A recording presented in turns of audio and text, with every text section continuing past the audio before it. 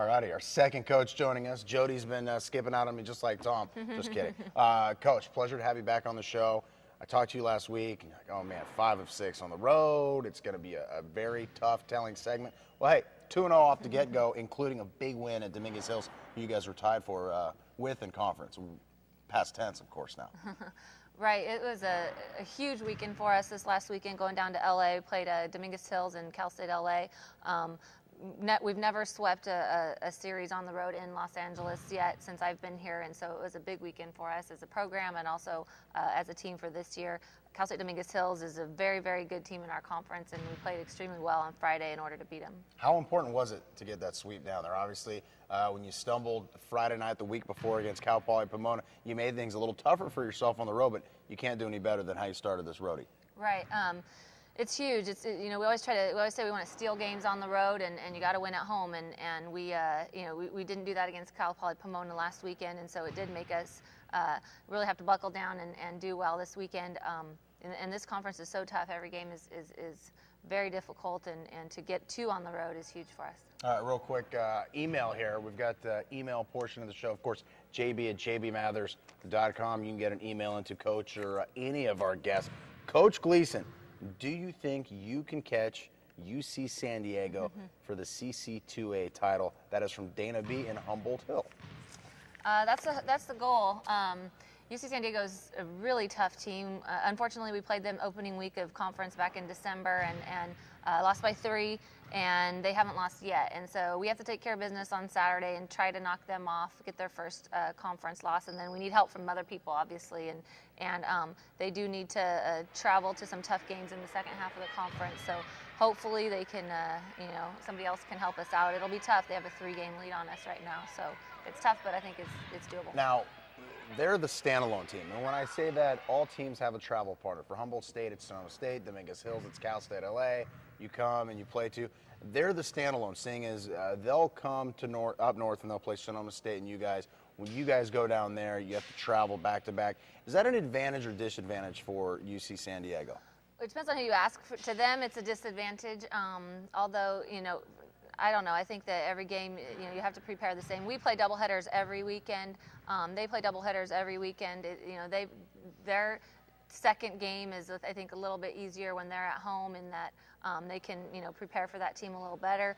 But it's, I don't think their first game is tough because when they're on the road, because that team has rested, the second game is tough because we would have rested the day and they play back to back. But I don't know. I think it all ends up even in the wash. Okay, I asked Tom Wood last segment. Through the front half of the CC2A schedule, expectations were low. They played well. Now they're high. Your expectations were high going into it, and that still remains. What do you think about your team halfway through conference? We're real happy. We feel like we maybe should have won a game or 2 that we lost, but I think that we've buckled down and done a great job, and we're playing really well right now. We have a solid core group of seniors that kind of put the team on their backs and carry us, whether it's leadership-wise or statistically on the court. And our team chemistry is really good. They all get along. They really want to get out there and compete and do well. And so I'm happy. I'm happy with how we're playing. All right, my goodness, talk about the love fest. So many coaches, half their ordeal is dealing with players who don't get along. Susie doesn't like Sally, blah, blah, blah.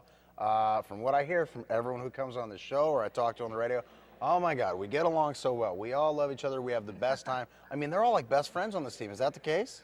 Yeah, I think that it's true. I think they take value in that. We really work hard at building team chemistry. We do a lot of things in the preseason.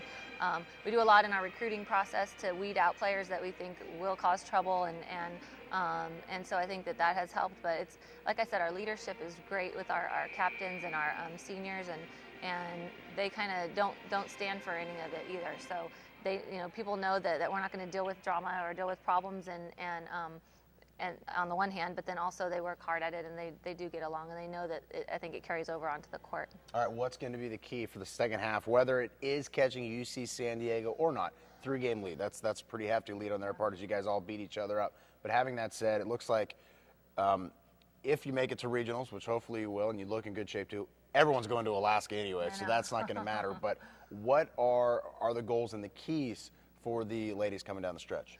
Our goals are still the same. Our goal is to win the conference, and so we're still gunning for that. It's to host a first round of the conference tournament, which means we're in the top 4, and then to make the regionals. And so those are still our goals. We're still trying to, be on the heels of UC San Diego. Hopefully they can, get knocked off by some other people as well. And then if that doesn't happen, then we want to be in the top 4 and host that first round of conference and go to the conference tournament and do well there, and then go to the regionals.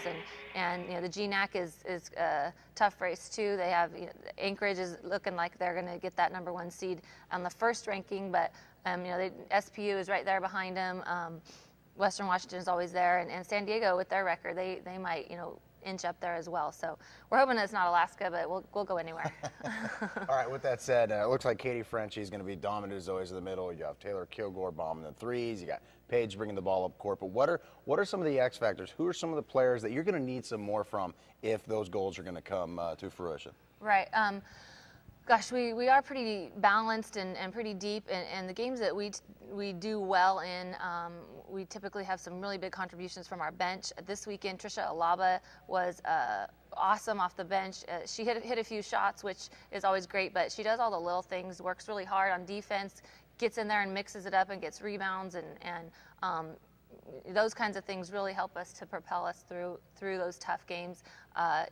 Andrea Bobbitt coming in too, and Jen Enos, another one at the guard spot. If we can get those 3 really to be consistent, then we're pretty deep and we can play pretty well. Okay, before we wrap it up, you've incorporated the associate coach program into your program. How's that going, having another coach in the locker room? It's great. We have our free throw frenzy fundraiser coming up next week, actually February 4th. Donate. And Don't forget.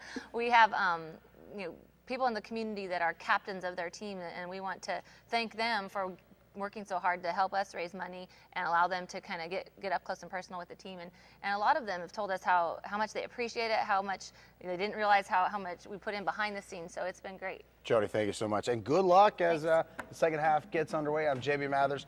Tara Weaver coming up next on Humboldt State Tonight.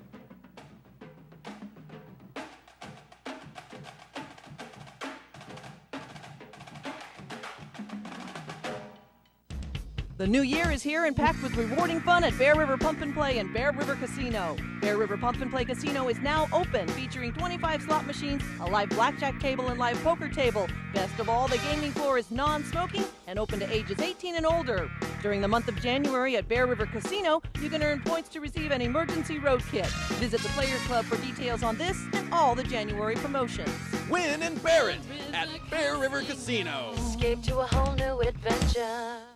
Miller Farms is a full-service nursery that's brimming with color. You'll find everything from beautiful plants to gardening supplies and landscaping equipment. Miller Farms staff is incredibly knowledgeable and always available to help even the most novice of gardeners. Their giftware section is full of wonderful and whimsical cards, garden ornaments, and so much more. From fountains to plants and trees to gardening supplies and specialty workshops, you'll find it all in one special place at Miller Farms on Central Avenue in McKinleyville.